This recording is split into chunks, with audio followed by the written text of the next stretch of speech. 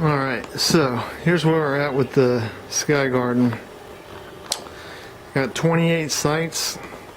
They're all offset, as you can see. 7 on each side of the column. Everything's all plumbed up, nice and watertight. So now I'm at the point of running the irrigation. So I was going to run a separate irrigation line to each site, and then it's going to have kind of a waterfall from the top as well.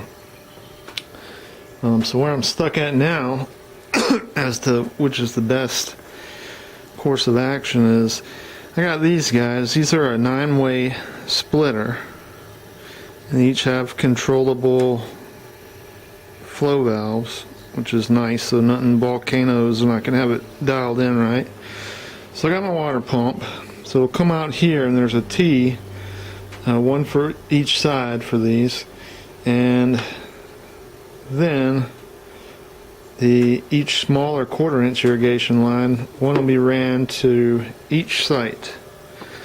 So originally I was thinking what I could do was run, one length, like 8 foot, and then the next length to this one, and zip tie that, and the next shorter length to this one, and make like one big cable, like that, of all 7.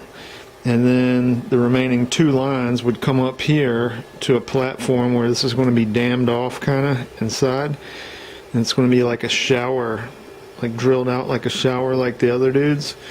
So it'll have a dual system, like a site fed system and a center column fed system.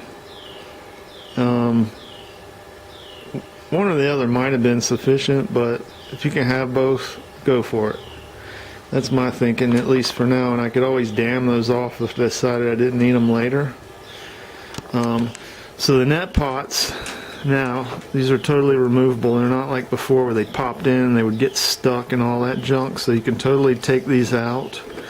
And these is kind of 2 different ideas I was toying with, was, running each line through the net cup, and, there's going to be grow rocks all in here, and just having the flow to where it's enough where it's not, volcanoing it or nothing. It's definitely getting its nutrients. The other idea was to actually tap a little hole and come out here and like loop it around and down and inwards, so the gravity, and would be like a top fed system. The only thing is, then I got all these 7 little holes I got to silicone up, and if I needed to pull the lines or whatever, it's just not very user friendly, I guess, compared to like just running them like this.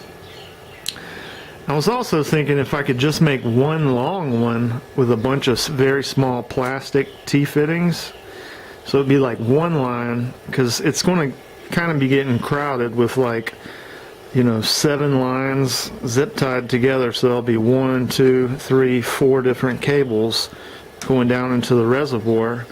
And these are going to all be filled with roots and stuff eventually. I mean, to an extent, they'll protrude and hang. So I was trying to keep it as nice and tidy as possible in here, so I've just mainly had roots. I was guessing the best way to do that was just to run one line, but I didn't know, like with the pressure, like the water flow rate and everything, if it would be enough to equally hit each site. I guess the only way to really test it without being a mathematician would be to, guess and test, but maybe you know better than me here, so that's kind of what I was asking, was what do you think the best way to plumb up the irrigation system is and leave it as clean as possible in here? I'm not opposed to, and I was going to anchor them in the corner, like tap one small hole here and one here, and then run a zip tie from the outside around it and just seal those off with a little silicone or something, and have like maybe 2 or 3 points at which it was holding each one down. And I don't think it would take up that much room in the corners, and that still leaves all this space. If it took up that much room, Then all this is your root space, and the water, can water fall down through there.